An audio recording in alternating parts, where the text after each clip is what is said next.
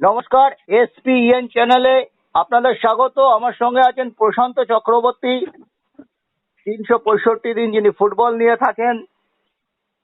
Indian super লিগে ধারাভাষ্যকার হিসেবে দেখা যাচ্ছে। একটা ব্রেক, আমাদের বিশ্বকাপে খেলার কোনো চান্স নেই, কিন্তু একটা নিয়ম রক্ষার ম্যাচ আছে ভারতবর্ষ হংকং এর জন্য, সেই জন্য এখন দিন দশকের ব্রেক। আবার এপ্রিল মাসের 4 তারিখ থেকে শুরু হবে আইএসএল।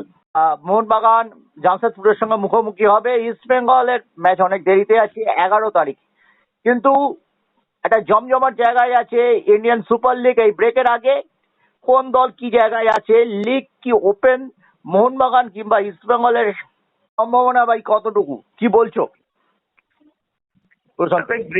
ব্রেকটা নিয়ে যে মোহনবাগান ইস্টবেঙ্গল দুটো দলই কিন্তু তাদের যে ধারাবাহিকতা দেখাচ্ছিল, স্পেশালি মোহনবাগানের জন্য তো ব্রেক করবেই অবশ্যই, কিন্তু 10-15 দিনের ব্রেকে তারা পর্যাপ্ত পরিমাণ রেস্টটাও পাবে। এবং যে ধারা নিয়ে খেলা যাচ্ছে এখনো পর্যন্ত, ইস্টবেঙ্গলকে এই টুর্নামেন্ট চ্যাম্পিয়ন হতে গেলে শেষ পর্যন্ত অপেক্ষা করতে হবে। এবং শোনা যাচ্ছে যা, সেটা হচ্ছে যে ইস্টবেঙ্গল এবং মোহনবাগান ম্যাচটা শেষে গিয়ে হবে, অর্থাৎ লিগের বাকি ম্যাচগুলোর পরে গিয়ে হবে।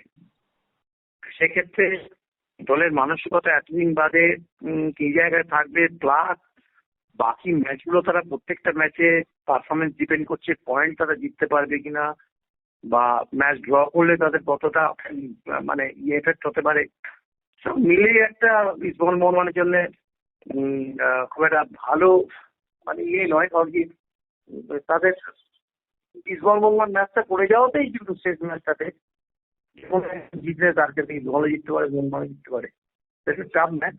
বাকি যে খেলোয়াড় আছে, মোহনবাগান অনেক দূরে, তার আগে মোহনবাগানকে জামশেদপুরের মতো টিমের সাথে খেলতে হবে, ইস্ট বেঙ্গলকে চেন্নাইয়ে গিয়ে খেলতে হবে। তুমি এখন মোহনবাগান ইস্ট বেঙ্গল ম্যাচে নিয়ে মাথা ঘামিয়ে আমাদের কোনো লাভ নেই। আমার বক্তব্য হচ্ছে লিগ কি হোয়াইড ওপেন?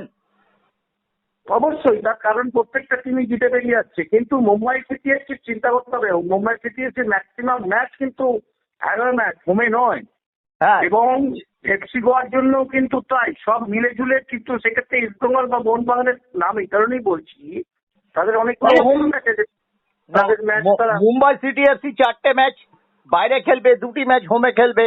এবং গোয়ার ক্ষেত্রে উল্টো, গোয়া যদিও 10 পয়েন্টে আছে, যেখানে মুম্বাই 14 পয়েন্টে রয়ে গেছে, মোহনবাগান 1 পয়েন্ট কম, জামশেদপুরে 1 পয়েন্ট কম। এবং কালকে ঈর্ষণীয়ভাবে কিন্তু গোল অ্যাভারেজ বাড়িয়ে নিয়েছে।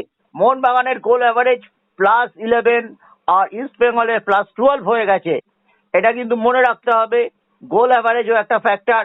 এবং মোহনবাগান নিজেদের কবর নিজেদের খুঁড়েছে মুম্বাই সিটির সঙ্গে। তাদের অন্তত 1 পয়েন্টের ডিফারেন্স থাকা চাই।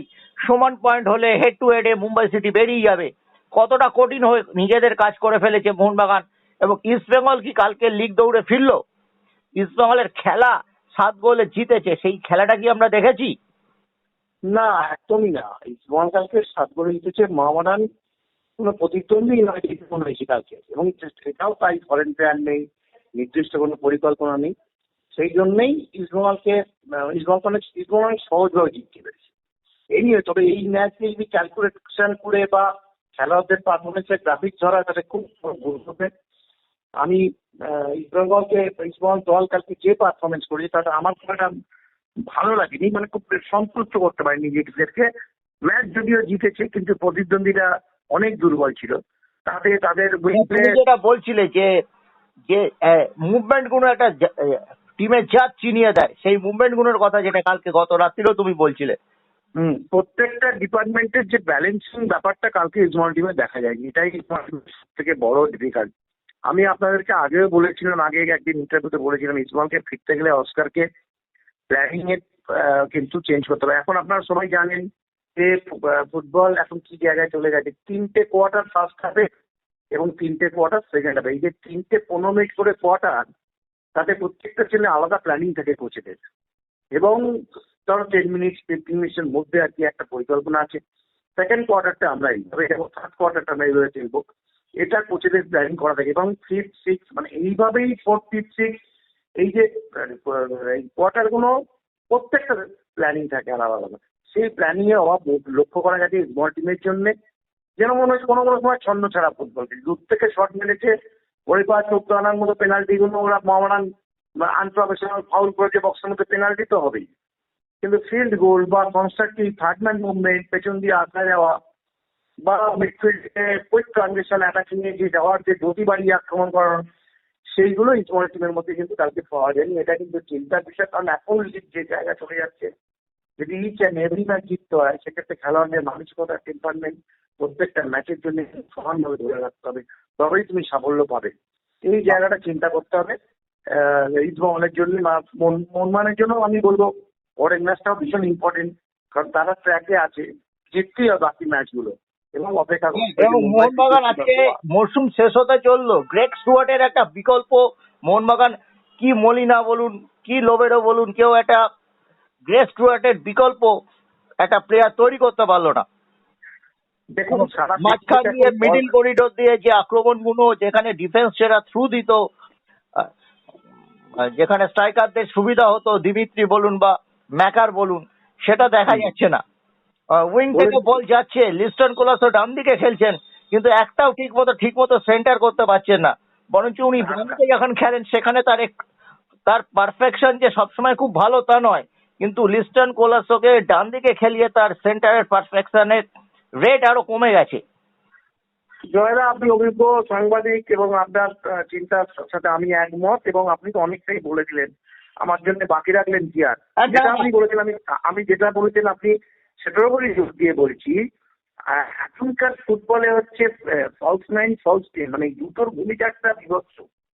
গ্রেগ স্টুয়ার্টকে কিন্তু ফলস টেনের জায়গায় দেওয়া হচ্ছে, অর্থাৎ উইকেট ফরওয়ার্ড হিসেবে অর অ্যাটাকিং মিডফিল্ডার হিসেবে। আর এই গ্রেগ স্টুয়ার্টের মতো খেলোয়াড় কিন্তু প্রত্যেকটা পৃথিবীতে যে টিম আছে সেই টিমের একটা এই ধরনের প্লেয়ার থাকে, তারা কি holding midfielder, holding attacking midfielder, যারা কিন্তু পেনিট্রেটিভ পাসগুলো দিতে পারবে এবং যারা বলটা হোল্ড করতে পারবে যতক্ষণ না পেছন থেকে প্লেয়ার সাপোর্টিং প্লেয়ার এসে অ্যাটাকিং জোনে যাচ্ছে। সেই জন্য তাদের পেনিট্রেটিভ পাসগুলো ভীষণ ইম্পর্টেন্ট হয়ে পড়ে। গ্রেগ স্টুয়ার্টের বিকল্প মোহনবাগান এখনো পর্যন্ত তৈরি করতে পারেনি। সেই জন্যই আমার মনে হচ্ছে যে অ্যাটাকিং এর যে সিস্টেমেটিক উপরে যে পেনিট্রেটিভ জন্য যে বলটা ধরে অপারেট করা উচিত, সেই জায়গাটা কোনো একটা জায়গায় মিস কমিউনিকেশন হচ্ছে। নাহলে আদারদের মোহনবাগান টিম যথেষ্ট শক্তিশালী এবং এখনো আছে যাতে ক্ষমতা রাখে, যদি বাকি ম্যাচগুলো তারা কনস্ট্রাকটিভ ভাবে জিতে এগিয়ে যেতে পারে। অনেক ধন্যবাদ প্রশান্ত তোমাকে। ধন্যবাদ।